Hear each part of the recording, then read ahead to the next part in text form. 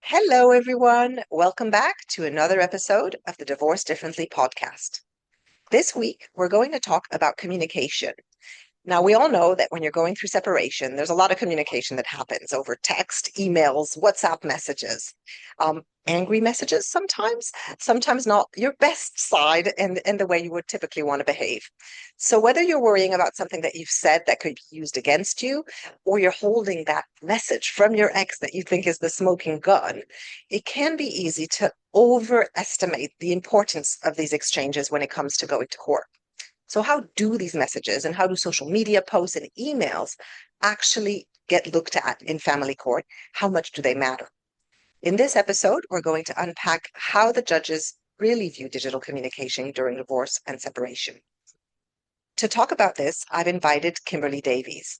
Kimberley is a partner and family mediator in the family team at Trethowens in Poole. She's also qualified in the Resolution Together model, allowing her to advise couples jointly through the one couple, one lawyer approach for divorce and separation. Kimberley advises clients on a wide range of family law matters, and she hosts the Candid Divorce Lawyer Podcast. Kimberley, thank you so much for joining me today. Thank you for having me. So I'm sure this is a topic that comes up a lot. It comes up a lot with my clients. You know, this importance of, I've got a text message that they sent, or I might have sent something. And there's always a bit of reluctance around, making too much out of these messages and giving them maybe too much importance.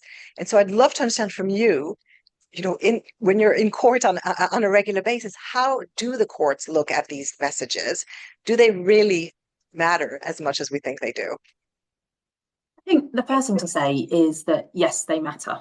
They are not necessarily a smoking gun. They are not going to undo years of perhaps co-parenting or matrimonial family life, but they do matter. And I think that is possibly depending on which side of the fence you're sitting on when you're talking to your client, because they either think they've got a smoking gun or they think that what they said or did in the past in a text message doesn't matter.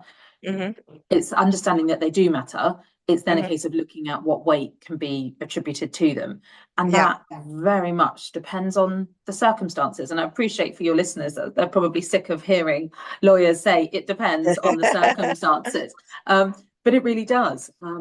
I have had messages from clients which have been absolutely superb in changing the outcome potentially hearing. And I've also had them where my clients have contacted me and said, I've got all this evidence, and I'm always insist on seeing it before I mention it in a statement or in a letter to another lawyer or on the phone call to another lawyer, because I've also, like I said, I've had clients that have given me these reams of messages and I've gone through them and thought, objectively, they don't say what you think they say. Because, we're people and they are really subjective. But I can think of an example even only recently where I said, I've got this message where he definitely agreed to me moving to a different county. And when I had the full picture of the messages, there wasn't a complete agreement in there at all. It was I'm open to discussing it. If we look at X, that might work. If we look at Y, that might work. But that is not off you go, you sell the house and move. It's very different. Yeah, and it is true because everyone has their own backdrop when they're reading these messages, right? Completely. And they also know the person better. So I get sometimes people saying, this shows that they're being really uncooperative. But actually, to someone who's external to the situation, that's not necessarily how it reads. No, and I think the other thing that we have to be really mindful of when we're talking about it from a family situation is most of our clients, they're going through quite a stressful time. Even the most amicable separation, we're still human. We all have emotions and we're allowed to be a bit angry one day. We're allowed to be really upset, overwhelmed, all these different things. And so the uncooperative example you give there, I've had people say, he doesn't want to co-parent with me. Look, I've sent these messages and I've not got a reply. I'm playing devil's advocate with that. It could be that person's style of communication is to send blip, blip, blip, blip of messages coming through rather than one. And that other person may be just feeling really overwhelmed at that point because we don't go through these emotional cycles at the same time as our partner. It would be lovely if we were all, on this linear trajectory. but we're not robots, we're human, and we need to remember that. Right. Or what they've got going on. I mean, it might be that they are having a terrible day at work. They receive a message from their partner or ex-partner, and you fire off a blunt reply. And it's not to be aggressive, it's not to be anything. And I know myself, if I look back through my messages with my husband, I am married, we're not going through a separation, but I'm definitely shorter some days than I am others, because I'm exactly. up to my eyeballs dealing with something else. So I think we really need to be mindful of that when we're talking about messages. But what I would say, if it's not necessarily a top tip or anything like that, but for anyone listening, just remember that they do matter. So it's not a case of not dismissing saying what you're thinking or dismissing them or anything else. They potentially could come back to bite you. So just remember that when you are writing them, and like that, be it text, email, WhatsApp, whatever form of written communication, just be mindful of it. And so I guess the question that comes to mind is, when the judges receive, because they already get so much information, especially if you're going through the public court system, that's a lot of material to review. They might receive, a 300-page bundle. How do they deal? Do they actually look at the messages as much as we think they should, or do they look for more trends? And is it a quick scan and I can see this person's being really difficult, or will they actually check the individual messages and really scrutinize them? A bit of both, I would say, and I think that's where having a good solicitor or barrister or coach, whoever it is, to help you, is to fill it through some of that. Because if you give the judge 200 text messages, they're not reading it. It's overwhelmed. They don't have time. To be completely frank, there isn't enough pages in the court bundle to be able to include that much. So if you are putting in that much, you're potentially losing other evidence that might be more important. So you have to be selective. But similarly, things that judges are really on the lookout, and I'm really grateful for it, especially with the advent of technology and how fastly it's developing, is there still a complete run of these messages? So a classic is, a client gives you one message or a screenshot of just their part, which is all beautiful, all not everything that was before. Something else. And they like to see a little bit of a run. So it's a middle ground, not giving them 200 messages, but similarly, don't think you're going to get away with giving one, because if the message genuinely was sent, and I'm sure we'll deviate in how people can make fake messages now. It is a thing. I was going to ask you about that, because there's websites out there where you can completely create completely real looking WhatsApp messages or whatnot. How do the courts handle that? Because it must be really hard to detect. The first step is they try and have a common sense approach. So if you were talking about, I don't know, WhatsApp messages, and if you've both got a phone each where the messages have been exchanged, if one person then deletes a load of them because it doesn't suit their cause, it might be that the other person still has them because they were able to grab a screen grab first. I'm a huge believer that some of these parenting apps that have come onto the market are really, really helpful. Things like Our Family Wizard and Two Homes, and there's loads out there, but they can keep it that they can't be deleted. So I think in one breath, making it a bit more formal, you have to log into an app to do it, actually helps people, and particularly co-parenting setups, helps you sort of think about what you're saying a bit more. Whereas it's an extra step before firing off the nasty message. Completely. And also it's a different environment, isn't it? Because when you're WhatsApping, you might be WhatsApping your mum, your sister, or anyone else with these short messages. But I think it just pivots your brain just a tiny bit to be a bit more business-like with it. So judges are big fans of those as a result, to try and get around these problems. But they'll look at the whole picture. So sometimes you can spot it and you can think, hang on, that message doesn't appear to flow from the one before. They have the ability to say, bring your phones down to the court. I want to look at them. Oh, wow. Okay. If you've got to that stage, they're potentially asking you to instruct experts to actually really look at the messaging apps. And so, behind them, they've got all the metadata. But for your listeners, one thing I would say is making sure that if you're sending your lawyer messages, you make sure it's got the date stamps clearly on the top. You don't delete any, even if you think you're trying to be helpful to shorten the amount they've got to read. Leave it all in its natural format. And like I said, with things like WhatsApp, one of the things that I encounter most is that one spouse has deleted some of the messages. And so if you think there is a run there of things that's important, get those screen grabs. I've got a client at the moment when stuff happens, if it's a little concerning, she does a screen grab and emails it straight to me so that it's saved on our software here. So there is no ability for it to be accessed or altered. Because like you said, it is a real concern. In the past, it would be, Yeah. If I've acted for people that are very senior in tech companies, they knew what they were doing. But now, we've got our 10-year-old kids know how to do it. It's Exactly. a Better scary than we thing. do, actually. Definitely more than me. And so I will never say that is 100% valid or not, because the Yeah. tech is way beyond my skills and ability. And what about voice recordings? Because on WhatsApp and even text messages, you can send a voice recording. Can those be Yeah, used as well? yeah, they can all be used. Ultimately, it's about being careful with what you're using, because it's the overwhelm, like we talked Yeah. about, is in the volume, and cherry picking your best evidence, but not cherry picking parts of a chain that only suit you. Yeah. I have had clients that have been in that court setting on the receiving end where they thought they've got this smoking gun and message, and when you look at the whole picture, it's not quite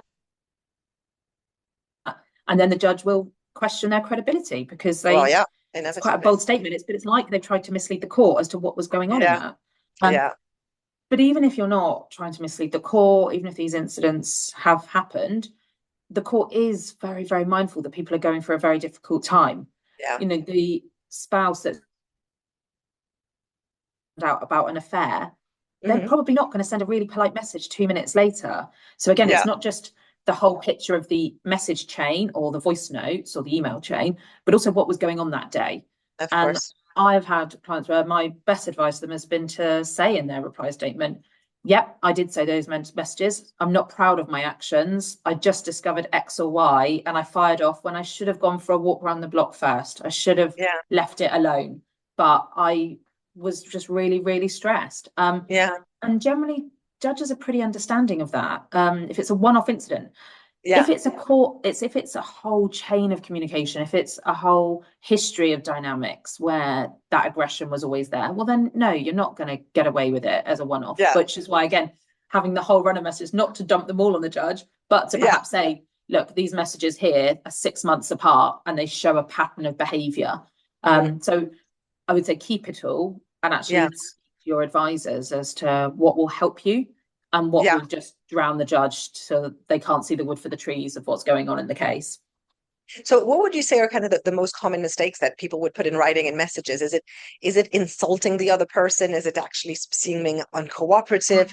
Or is it admitting I, to things that they shouldn't be yeah, admitting to? I would say the first one that I see, which makes my heart sink when I get the paperwork through, Yeah. is what they've saved their ex as in their phone. So of Ooh, course you see a screen grab, you interesting. see a message chain. When it is some The expletive, monster or whatever yeah, the horrible nickname they've come up with. Yeah. things like that, you just think, oh God, here we go. Because no matter what's in the messages, the Yeah, judge it's has already tinted. seen that you're calling the mother of your children the wicked witch or Yeah, something like that. And it yeah, sets the tone. So if you're then being accused that you denigrate the mother to the children, the judge is probably going to think you slip up and call her the witch in front of them if that's what yeah, she's in your phone, or they might see your phone on the yeah, worktop and it come exactly. through. So I'd say that's the one that is such a easy thing to correct, Hmm. but I do see, I wouldn't say regularly, but it's not unusual, I'd say, which is a shame. Okay. Um, the other one I've had, which is a complete flip from that, is the person that perhaps feels if I just give my ex what they want, they'll leave Hmm. me alone.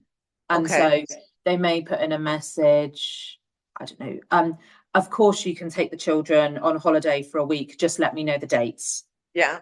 And then fast forward a month or something, there's an incident and they say, actually, no, I've been keeping this quiet, but I don't think the children are safe in dad's care. I've got all these safeguarding concerns.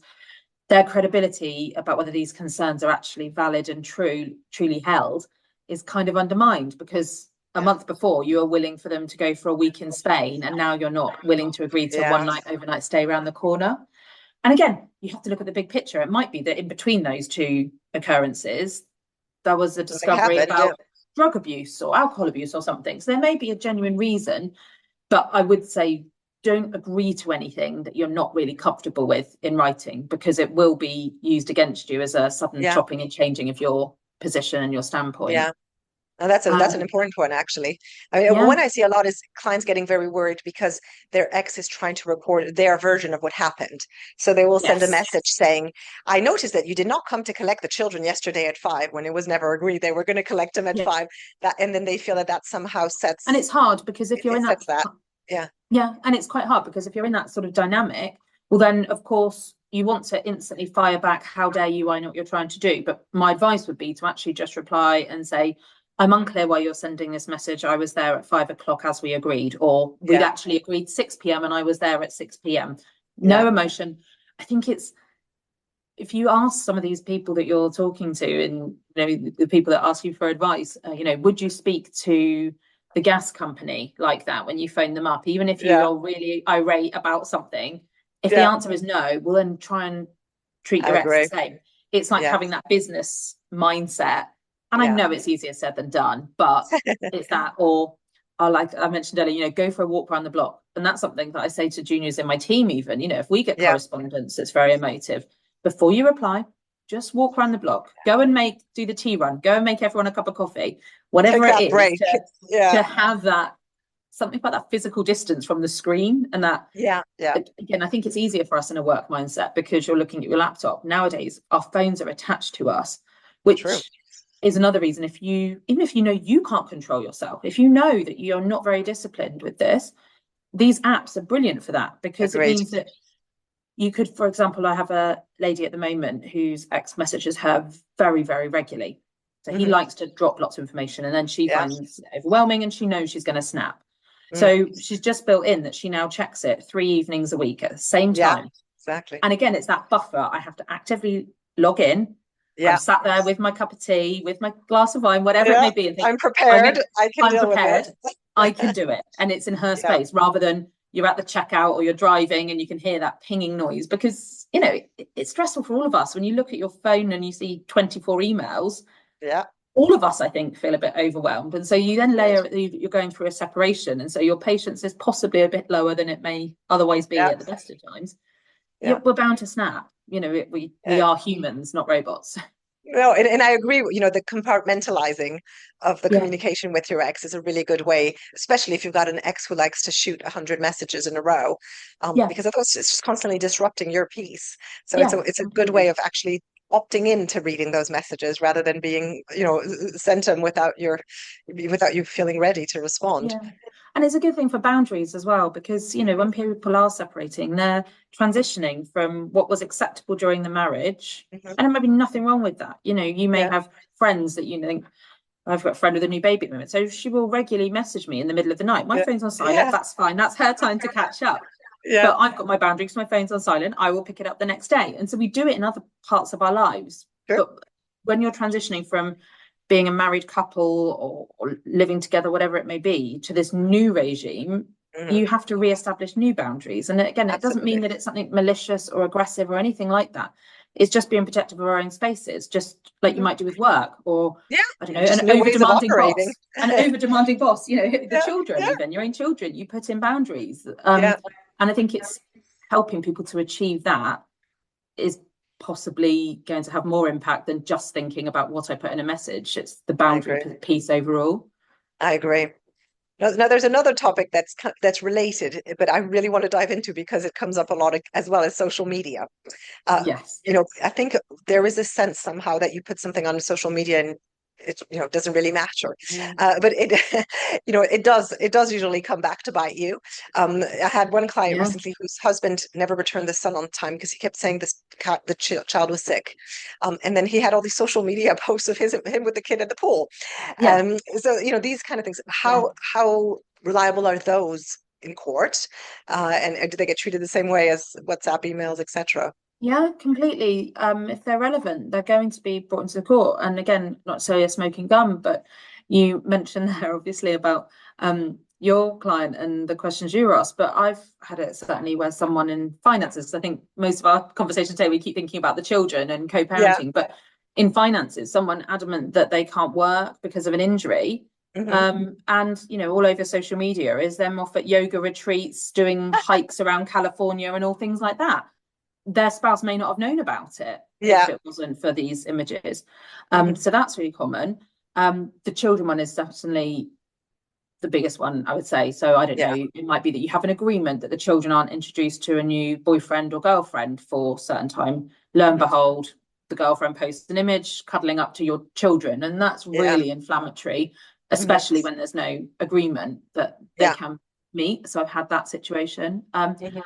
And what does seem to be coming out, and we don't really have much data on it anymore now, we have no fault divorce, but certainly before no fault divorce came in, I was seeing a sharp rise in unreasonable behaviour petitions where social media was quoted as a reason to actually end the marriage, be it they used through social media, discovered someone was having an affair or contact with an ex they weren't comfortable with, or the other one was just that they felt that their spouse was more interested in doing things online and browsing social media than actually having conversations with them in the evenings as they just drifted apart.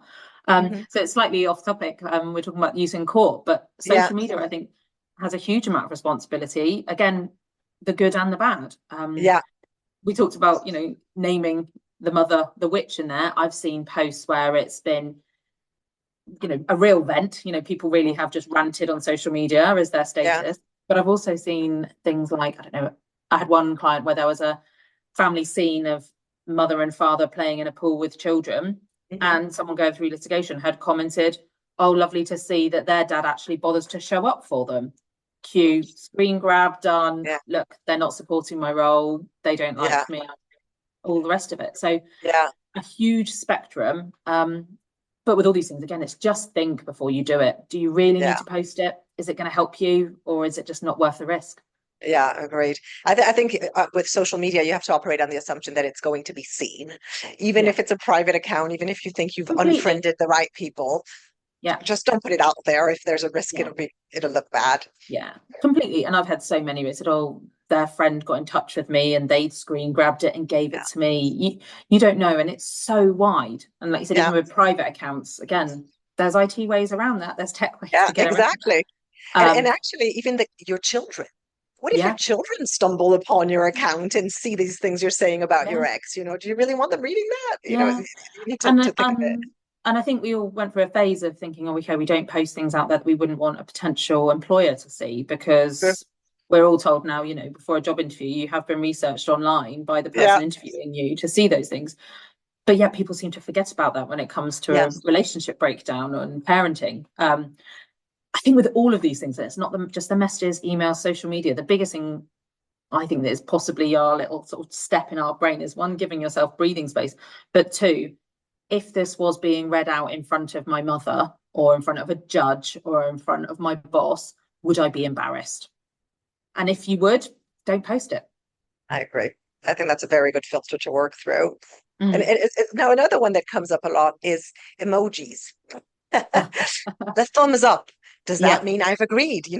Back to your example earlier, you can take the children wherever you want. If they send a message saying, "Can I take the kids to Spain next week?"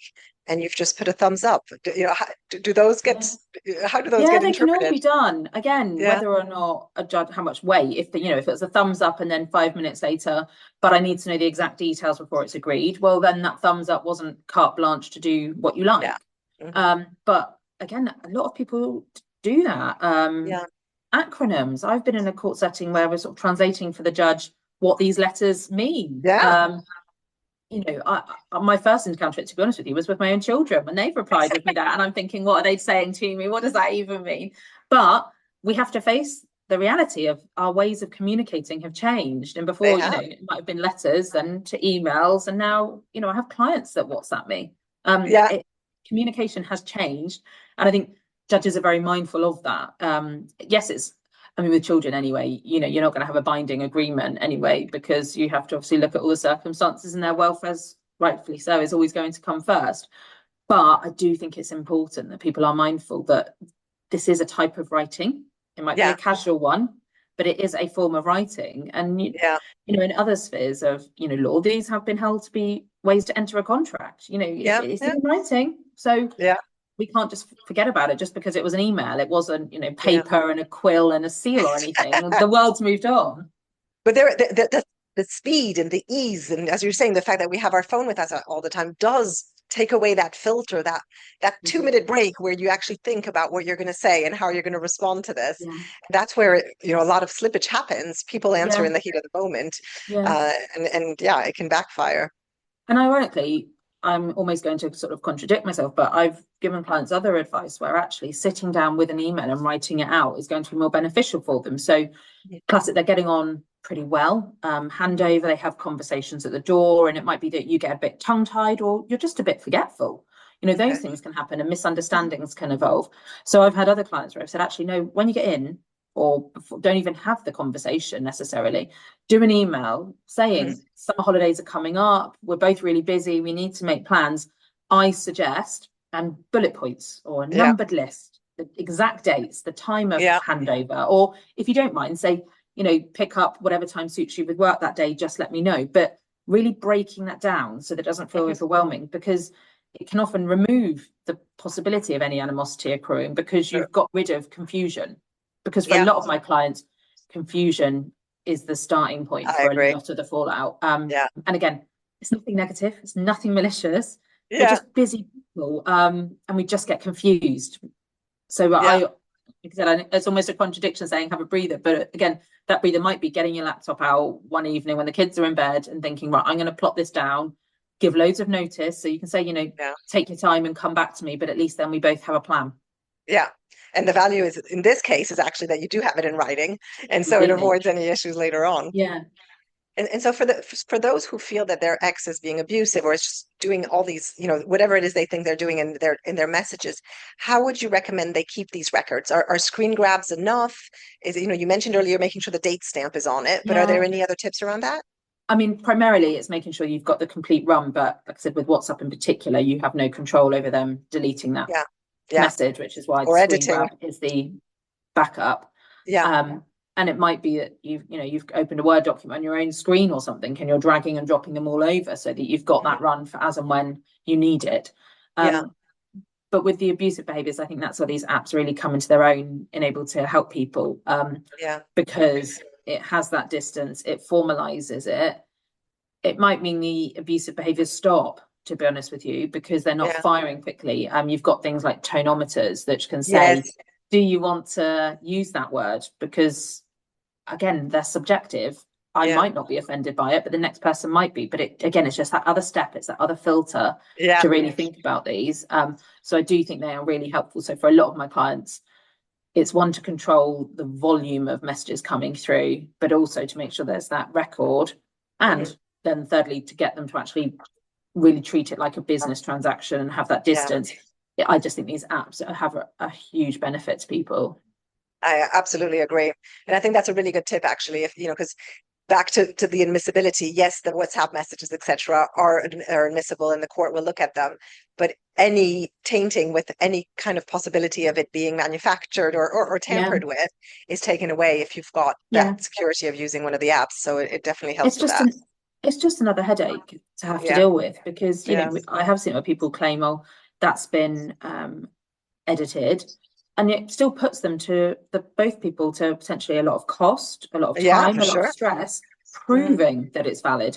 Again, anything to give people a slightly easier life, I think is worth its weight in gold, because it is stressful enough. And there is also, I know these apps sort of charge, but the cost is minuscule compared to how much you're going to spend on lawyers and therapists or experts or anything as a result. So anything to stop problems occurring, I think, is your safest bet, really. I guess so. The main takeaway I'm coming away with is that be careful.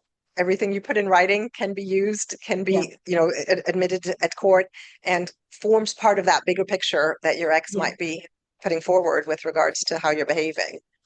Massively. It's to be careful, but I said be kind as well to yourself. It's tough enough as it is. I only had only very recently a client, I'm not very happy, I can't believe I sent those messages. And when I read them, I didn't think they were that bad at all. Because again, we're our own worst critics, aren't we? They weren't particularly polite. She was frustrated, but there was no name calling, there was no swearing. It was explaining her point of view. And it was blunt. That was probably the biggest criticism of it. But so be it. That's I'm sure you've seen and heard a lot worse. For sure. So back to the top tip, it's just take your time, right? Don't respond off the bat. Just give yourself a minute to get out of the emotional state and answer more business-like, as you say. And I think, unless it really is an emergency, in which case, if there is an emergency, hopefully you're getting a phone call to say child's in hospital or whatever emergency has occurred. Does it matter if you reply the next day? 2 days later, if you're away and having a nice time and you don't want it to be in your space at that moment. Most of the time, they don't require 1 minute replies. Yes, that's unusual. very true. Yeah, it's very tempting to reply fast, and because we operate in that world, but actually in a lot of cases it doesn't require a response right away. I think we do it with all things, don't we? It's a tick off of our to-do list, and you think, okay, Yeah. I've dealt with that now. But all it does is there'll be another reply just as quick. So Yeah. your list never gets shorter. So, like, so when I say be kind to yourself, it's also putting those boundaries in and protecting your space. You know, do you do it with work? Do you say, no, in the evenings I'm having time off? There's no reason that it shouldn't be the same when you're liaising with your ex. Absolutely. Oh, brilliant. Well, thank you so much, Kimberly. So much helpful information and quite a few warnings. So I'm hoping that people who are listening are now a little bit more aware of what to try to avoid and what to think about. But thank you so much for joining us today and for sharing all your insights. No, it's been lovely. And like I said, just top tip is just breathe and give yourself a second. Yeah, I love that. Thanks so much, Kimberly. No problem. Thanks. Take care. Bye. Bye.